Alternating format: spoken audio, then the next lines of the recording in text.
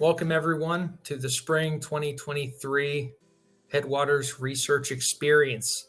Thank you for tuning in. It's a pleasure to be here tonight. This is a very special night. We are hitting the milestone for all of the young students in our research experience program. The students have been spending the past 14 weeks creating their own novel research projects. The one thing I want to note is that all of these students have come up with the ideas for these projects. They are truly taking ownership of their research, from the inception of the idea to the hypothesis to the research design, through analyzing the data and interpreting that data and pulling it all together so that they can present it here tonight, and also compile all of that within a manuscript, which we are going to highlight later on in the year. Okay, so this is a very special night. This is, I think, the first milestone for all of these young students in becoming, young scientists. This is one of the key stepping stones for any scientist, is disseminating your research, what you found, to the larger population. Our next presenter is Jayna Palmer. So Jayna, I know your work is absolutely fascinating. I'm so excited to share your work with everyone in the audience. You did an amazing job working with Dr. John Lewis, and so please give a little background about yourself, and then share with us your great work. Yeah, thank you, Dan. So I'm Jayna, like you said, and I am from Truckee, California, more specifically Donner Summit, so quite a bit of snow, which really kind of created me to want to do this project. So I'm really excited to share this with you guys. All right, take it away. So I worked alongside my mentor, Dr. John M. Lewis, using the Markov process to forecast yearly snowfall in the Sierra Nevada mountains. To conduct this research, we used the data collected at the Central Sierra Snow Lab on Donner Summit. The Central Sierra Snow Lab, or CSSL, is currently run by Andrew Schwartz and the University of California, Berkeley, and they have a set of data, as shown here on the screen, measuring annual snowfall amount along with total snowfall depth ranging from the years 1879 to present. So in this graph, the gray lines represent the total annual snowfall amount. Based on observation alone, you can see that there are no major patterns in the data, except for the fact that very high snowfall years are rarely ever followed by another high snowfall year, and low snowfall years or drought years often occur in groups of 3 to 5, as we can see in the most recent drought years of 2013 to 2015. The snowpack in the Sierra Nevada mountains acts as a natural reservoir to hold water that is used across California for agricultural, recreational, and residential purposes. Donner Summit specifically receives the most snowfall out of almost any other residential area in the continental United States. This project has been specifically interesting to me because, like I said, I live on Donner Summit and have skied every winter since I was very little, and just have a love for snow. And yeah. The overarching question we worked to answer in this research was, using previous snowfall data, what is a probabilistic prediction for next year's total annual snowfall amount? So before beginning, I hypothesized that because this year, 2022 to 2023, was appearing to be a very large snowfall year, it is most likely next year it will result in a low to medium snowfall total. Numerical weather prediction uses atmospheric and oceanic models to predict weather between 10 days and 2 weeks out based on current conditions. Currently, trying to predict weather beyond this 10-day to 2-week period has proven very difficult to do accurately using forecasting methods, and forecasters rely on database methods to create predictions. Even so, scientists such as Sarah Kapnick, in her study on predicting seasonal snowpack for the western United States, have completed studies which combine results from 4 to 6 general circulation climate models, which is also known as an ensemble prediction, to attempt to predict future snowpack in the western United States. Kapnick's research, however, concluded that Sierra Nevada snowpack is not predictable at 8-month lead times, which was the model focus. So in this project, We use data collected at the Central Sierra Snow Lab on Donner Summit with the Markov chain process to form a probabilistic snowfall amount for next year. Established by the Russian mathematician Andrei Markov, a Markov chain is a computational tool which describes a sequence of events in which each event depends on the one before it. So to use a Markov chain, system states must be specified, and the transition from one state to the next must also be specified. One simple example of a Markov chain method, often used in textbooks and other literature, is the Land of Oz example. In the Land of Oz, they are trying to predict what weather will occur tomorrow based on the weather that occurred today. So in this diagram, the top on the screen, the first row shows that if today is rainy, which is represented by R, there's a 50% chance tomorrow will be rainy again, and a 25% chance that tomorrow will either be nice weather or snowy. And the same goes for these rows down here. This diagram can also be shown as a chain connecting each state to another one or back to itself. The data provided by the Central Sierra Snow Lab ranges from 300 to 2100 centimeters of snow. And so to begin the Markov process, we divided the data into 5 equally distributed states, where state A is the lowest and state E is the highest snowfall, as shown here on the screen. Using these states, the data, years 1879 to 2019, was put into a probability matrix, this 5x5 grid on the right of the screen. An example of the years 1879 to 1889 is shown at the bottom of the slide, where the top row shows the year, the rows below that show the year's total snowfall and its correlating state, and most importantly, the letters at the bottom show the transition between years. For example, 1879 to 1880 is the transition of state C to state E. These transitions between every year were then tallied into the probability matrix. For example, the transition between 1879 to 1880 was one of 4 tallies out of 140 total transition states. Finished tallying all the transitions, we then added all the tallies of each row to establish this row total. We were able to find, or by dividing the tallies of each square by its correlating row total, we were able to find a percentage, the bottom number in each grid, of how likely it would be for a state this year to be followed by a state next year. For example, this grid here shows that if this year's snowfall falls into state B, there's a 7% chance that next year we'll have state A snowfall, but there's a 42% chance that if this year is state B, next year will also be state B, based on the data from 140 years. Based on our model, we predict that next year's snowfall season for 2023 to 2024 will fall under state B, producing 660 to 1,020 centimeters of snow. This year has already produced just over 1,870 centimeters of snow on Donner Summit, putting it in state E snowfall. So according to a probability matrix, there's a 66% chance that next year's total snowfall amount will fall under state B, 660 to 1,020 centimeters of snow.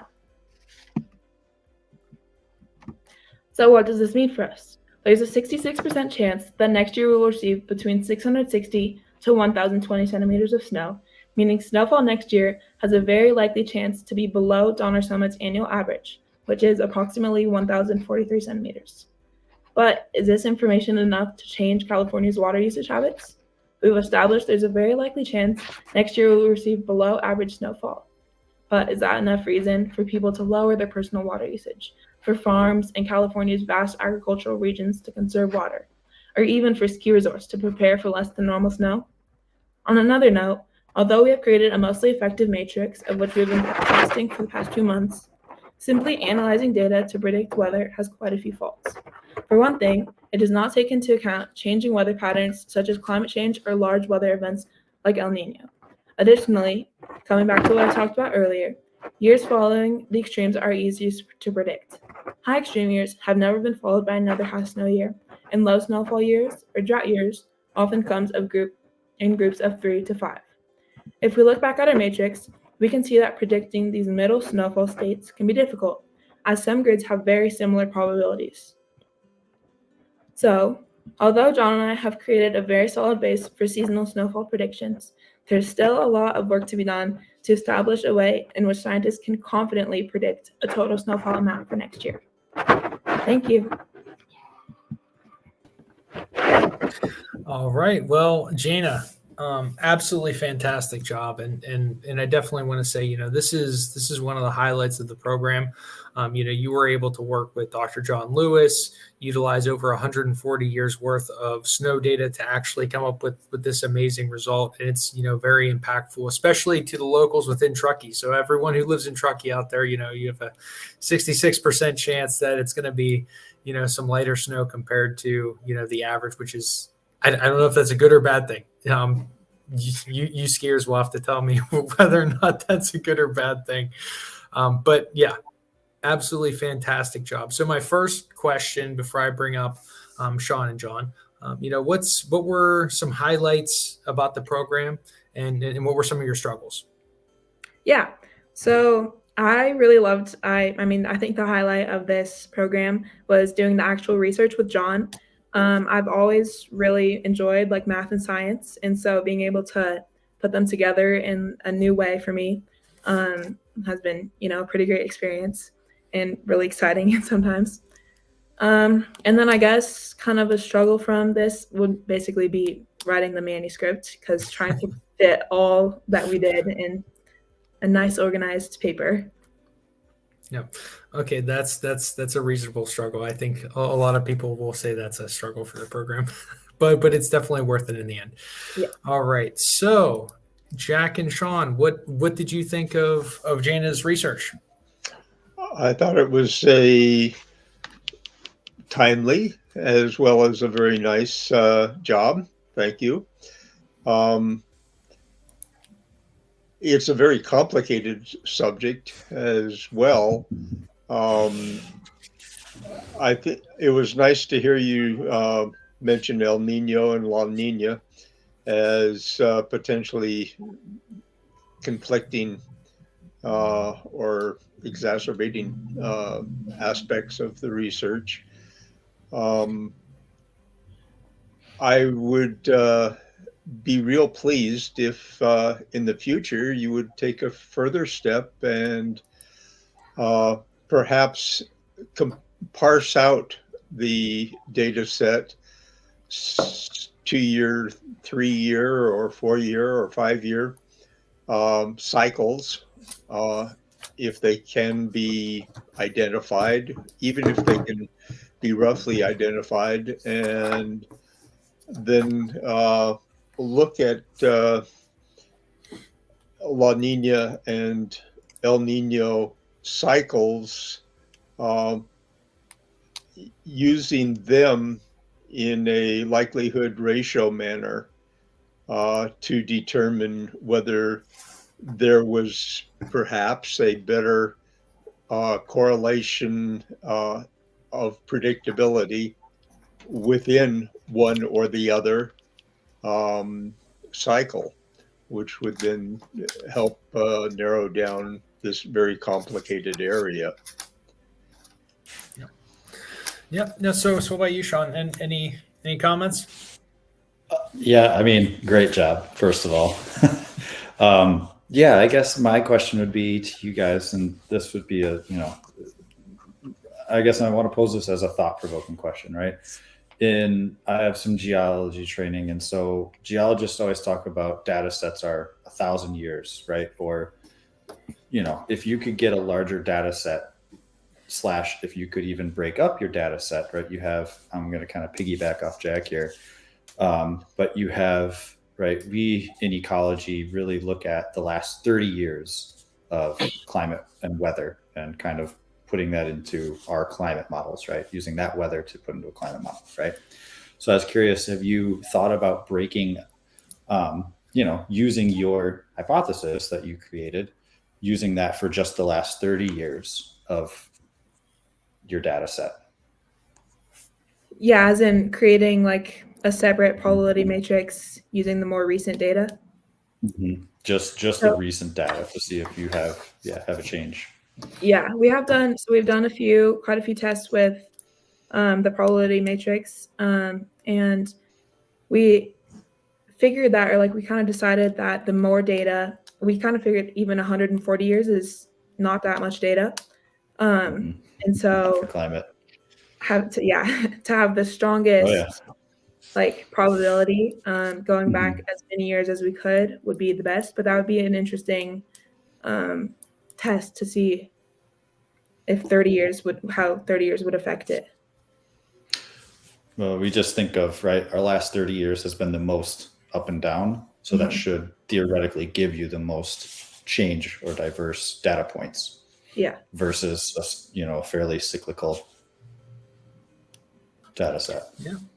And it's clear that the overall climate change has hockey sticked up well within that last 30 years, Mhm. even though it has been Mhm. climbing roughly since Industrial Revolution.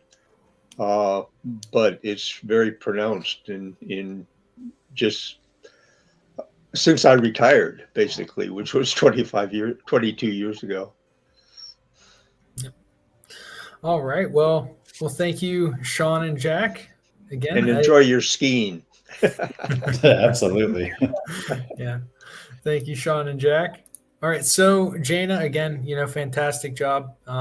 I'm really excited to hear the updates for your research moving forward because I know you have a lot of, plans with either following up on your research or, sharing it with, potential conferences or maybe some publications in the future. So, again, fantastic job.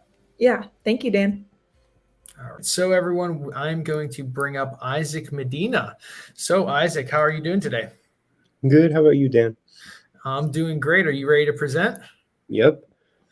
All right. Well, first off, you could introduce yourself, and also I want to mention that Sean was your mentor, so he guided you through this entire process, and we'll listen to another one of, two more of Sean's mentees. But I'm excited for you to share your research. Take it away. Right. Thanks, Dan. So, as you said, I'm Isaac Medina. I'm from Truckee, California, and part of the reason as to what inspired this project here is there's a lot of snow up here, and so my project is on the relationship between global warming and precipitation in Northern California. Um, and Sean helped guide me through this process. So to begin, global warming is sort of like a term that's been used a lot over the past decade, I would say. It's become an important topic for many different reasons. So basically, global warming is just like the increase in surface temperature over a period of time. It's mainly caused by the release of greenhouse gases, and these gases are produced by burning fossil fuels such as like these factories. They produce a lot of oil drilling and energy consumption, things like that. Some of the more common greenhouse gases are carbon dioxide, methane, and nitrous oxide. And then when these gases are released into the atmosphere, they sort of trap the sun's heat into and it's like facing towards Earth, and that's what causes the temperatures to rise over time. So these two graphs provided by Berkeley Earth and NASA's observatory show an increase from 1860 and 1880 to 2020 in temperature. They showcase a 1 degree change in Celsius. And as you can see on both graphs here, at about around the year 1970, there's sort of a spike in the graph. And from there is sort of where things with temperature take off. And part of this reasoning has to do with the post-World War II era. It's known as the golden era or the golden age. After World War II, economies sort of took off in a way, and they started growing really rapidly. And these impacts that left on global warming and the climate started appearing around the year 1970. So my hypothesis and my scientific question is, what is the relationship between global warming and precipitation in Northern California? Now, my initial theory was that global warming would increase precipitation over time, and that a higher temperature would essentially mean more precipitation and more evaporation.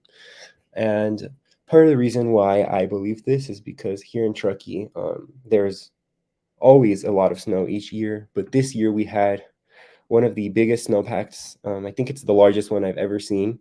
And so that's part of the reason as to why I essentially thought that precipitation would increase with global warming over time. So before investigating this sort of question, I was curious as to whether my peers at my public high school, Truckee High School, were confident in their knowledge as to how weather is sort of affected by or by global warming. So I sent out a quick survey to 60 students that attend my high school. The first question I asked them was, are you confident in knowing what global warming is? And 96.7% of responses felt that they were. The second question, are you confident in knowing what causes global warming? 91.7% were confident in that. So that shows that out of who I surveyed, the majority understood what global warming was. And then the final question was, are you confident in knowing how precipitation is affected by global warming in Northern California? And only 30% responded that they were confident, while the other remaining 70% were more unsure, which leads to sort of the importance of this topic because it is more commonly known as what global warming is and how it's caused, but not as many people understand how it's sort of affecting weather patterns and how it's affecting us in the future. So that's sort of the reason as to why I chose this topic.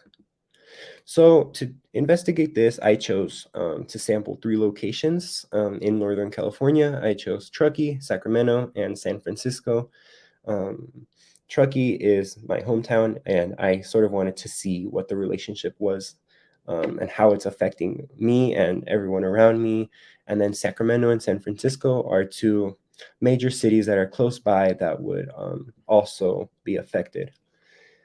And so for my materials and methods, this process was I gathered 100 years of the highest precipitation from each location through the NOAA website or the National Oceanic and Atmospheric Administration. Basically, this website provides me with a map and that shows all the different weather stations in an area. So I searched up Truckee, Sacramento, and San Francisco in 3 different tabs, and I ended up choosing 4 weather stations for my data. I chose 2 for Truckee, Truckee Ranger Station, and the Truckee Tahoe Airport. I chose Sacramento 5 East and San Francisco Downtown. Once I had all of these locations sort of chosen out, the website would essentially provide me with these 6 tabs talking about temperature, precipitation, and any possible snowfall. I use the precipitation tab, and it would provide me with a graph, as you can see on the image on the right, looking something like that for each year that I would select. So I used the dates 1922 up to 2022, and I sort of searched this graph for each year to figure out what the highest precipitation amount was for that particular year. And I essentially repeated this process over 300 times, about 100 times for each location. Now, leading into my results. So this is my first figure. It is 100 years of highest precipitation in inches ranging from 1922 to 2022 in Truckee, California.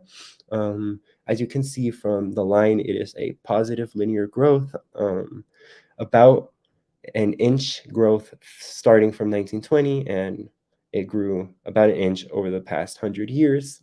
The hypothesis test I did was a linear regression test, and the results showed an R-squared value of 0.111 and a p-value of 0.02, meaning that sort of the correlation between date and precipitation was that there was about, the date was about responsible for 11% of the growth in precipitation in Truckee. My second figure here was 100 years of highest precipitation in inches ranging from 1922 to 2022 in Sacramento, California. Similar to the Truckee one, it is a positive linear growth, a bit smaller than the Truckee one, about a half an inch growth over the past 100 years. And the linear regression test results show an R-squared value of 0.094 and a p-value of 0.03. And finally, my third figure is 100 years of highest precipitation in inches from 1922 to 2022 in San Francisco, California. Again, just like the other two graphs, it was a positive growth, linear growth, and the linear regression test results showed an R-squared value of 0.148 and a p-value of 0.01. So essentially, all these three graphs proved my hypothesis to be correct in the fact that precipitation would increase over time. Now here, so yes, it has been scientifically proven that as temperature increases, it causes a change in the water cycle that causes evaporation rates to go up and evaporate faster, which will eventually lead to harsher precipitation. However, that is not the only variable affecting the data, as there are tons and tons of variables that sort of affect how precipitation changes throughout time. One of the major ones being evapotranspiration, which is the amount of evaporation and transpiration combined. So transpiration plays a huge part in changing how precipitation grows throughout the years. If an area is sort of hotter, it will, just like evaporation, it will transpirate a lot quicker and the plant will release water at a faster rate, whereas lower temperatures would slow down the transpiration rate.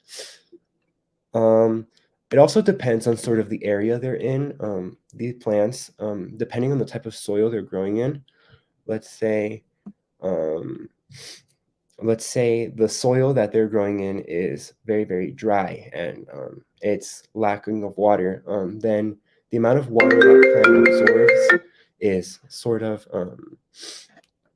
the amount of water that the plant absorbs is less, meaning that the amount of water they release will be less as well. Whereas if they're growing in more moist soil, the amount of transpiration they will release will be much higher because they have a higher intake of water from the soil. And then angiosperms, which make up for 80% of the plant species, are the types of plants that have the highest transpiration rates. They essentially have more cells in their stomata, which is where the transpiration process happens, and they're able to sort of maximize their photosynthesis process in a way which causes higher transpiration rates. Other variables that may affect the data are pressure zones, prevailing winds, and elevation.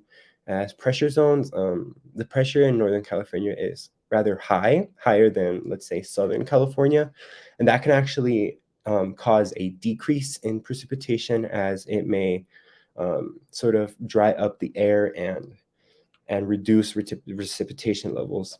Prevailing winds, there are some winds that come from the Pacific Ocean towards Northern California, and these winds carry sort of, water and water vapor in them. And so once they reach the surface or land, it will cause the area to be more moist, which can increase precipitation.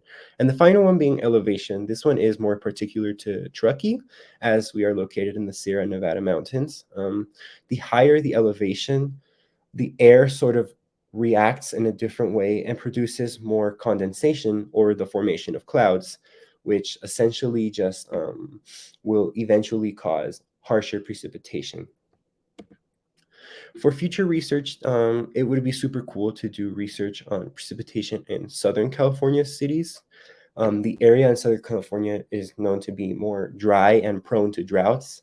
So it would be cool to kind of see if there is an increase in precipitation in Southern California, or what if there's like a decrease in Northern California. And then also research on precipitation amounts in other countries around the world, not just limited to the United States, would also show some pretty cool results, and it kind of open it up to see like kind of the variety of changes that happens throughout the globe, because the same change is not happening in every single place. So it would be cool to see sort of like the variety of changes happening globally. Some acknowledgements. I would like to thank my mentor, Sean, and Dan, for both of them sort of guiding me through this process, and for Sean helping me with sort of the research factors and providing me with tips and things like that. and for Dan for providing the classes and teaching us all these different things, and for helping me out with graphing and stuff like that. And I also like to thank my parents because they were always very supportive of me, and they encouraged me to take this program. And any Tahoe and Truckee students who participated in my survey from earlier. And then I'd also like to thank my English teacher. His name is Craig Rowe. He teaches at Truckee High School. He's the one who presented me with this opportunity, and he's the one who recommended it to me. And without him, this never would have happened. And I am truly thankful for that. And yeah. All right, Isaac, fantastic job. Very well done. I'm glad to see it all come together as well as it did. You did an excellent job presenting. Yeah, and also I do want to commend you on taking the extra initiative to supplying a survey before even doing your main research project. I think that was, pretty great to see. And also, the extensive nature of your discussion, diving into all of the different particular causes of what may be, influencing the precipitation. So truly great job on, going in depth and going the extra mile on your research. Thank you. So I guess my first question I want to ask you before bringing Sean and Jack up is, what was a highlight and a struggle for you in the program? So highlight for this program is getting to experience sort of the process of going through this heavy research. It's something that I've never done before, and it's, opening my eyes to something new and what could potentially be a career path in the future. And I've always had sort of like an interest for the environment and, science and math and things like that. So it like kind of opened my eyes to this whole new world, which was really cool. A struggle would probably be less of writing the manuscript and more of finding time to balance writing it with schoolwork and other things. And so I think that was the one struggle I felt throughout this journey, but everything else was like such a great highlight. It was just a great experience overall. Well, I'm so happy to hear that. And, that's the ultimate goal of this program is to supply, students all around with the experience of doing research and hopefully inspiring them to go into STEM. So it's fantastic to hear. All right, Jack and Sean, what do you think? And I think I want to start with Sean because, you're his mentor. You did a fantastic job here. Oh, he crushed it. Yeah, great job, Isaac. Yeah, so I guess, Isaac, I do have a question for you that I've been saving for today. And what are your thoughts so we kind of talked about evapotranspiration and things changing atmospheres. And we know, right, as a driver, right, it's been talked about even not only in our real world of science, right, but in science fiction with controlling the environment. But nowadays in sustainability, we talk about green cities, right, creating some sort of rooftop, whatever it might be, right? Green buildings, right? Putting plants into buildings. Do you think that could be a viable way to potentially help some of those cities that are going to see, right, drier climates, right? Because like you talked about, great job, right? Not everyone's going to have more precipitation. Some places are going to get drier. Some places that are fairly wet are probably going to get drier, right? And that's we look at areas in the Midwest, right, as potential areas that are going to receive less, precipitation events. Areas that are already receiving precipitation might even just get that much more. So I'm just curious as to, you've done this research and work. So just curious what your thoughts are on this as a potential viable answer to things. I would say more as it depends how long that transition takes, because at this point we've already sort of launched the climate crisis that we're in, and depending on just like how fast these changes occur, I still think that these changes are going to be happening over the next few years. But I do think that if let's say this type of action starts now, it will definitely slow down the process. But I don't think it'll ever, at least in my opinion, and from what I think, I don't think it'll ever fully stop. All right. And any comments for you, Jack? Yeah, you've bitten off a huge chunk to chew on here. He did. It's something that I've thought about and actually been a bit surprised. Well, it's been maybe 5 years since my surprise at how fast the climate change has come upon us. And continues to accelerate. I am pleased by your work. I have a couple of comments. One is I think the first and most important is that as you go forward and think about this issue, be careful to pay attention to scale. What's going on, say, in transpiration in one area is a very small portion of what's going on when you look at differences in large areas.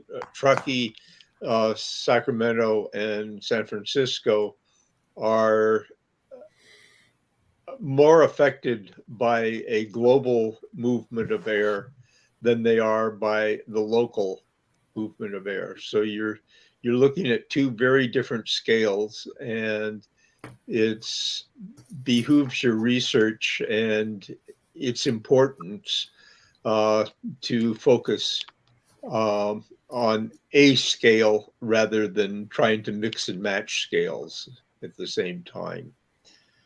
I would make a comment on one word you used in your results part, and that has to do with philosophy of science. And you said something would be proven, and I don't remember exactly what it was.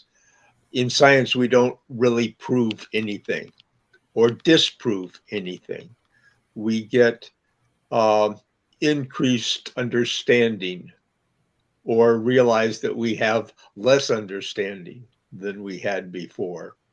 And so you're always looking at, as I mentioned for somebody else, likelihood ratios of what one hypothesis or theory or law, and law is in quotes because law implies from the legal world a truth, and truths aren't part of science. Approximations are. So just sort of be real careful in your terminology in that aspect of science. I guess my last thing is to help you look at the larger scale. You did put up a map of air currents. I believe it was air currents anyway, worldwide. You might look at and ponder the many aspects of the website earth.nullschool.net, which is just a really fascinating day to day. It's updated about every 15 minutes on real time worldwide of what's going on in all sorts of factors of temperature and water pressure and air pressure and the currents in the oceans. And that should give you a new insight as to what really is going on between temperature and precipitation. At any rate, thank you for jumping in on it. It's a very important topic these days, and probably much more important than 99% of the population, including us scientists, understand. And you only had a couple weeks to do it, so you bit off Yeah. a lot. Yeah, yeah. You Good did job. pretty well. Yeah. Very good. Yep. Did a fantastic job.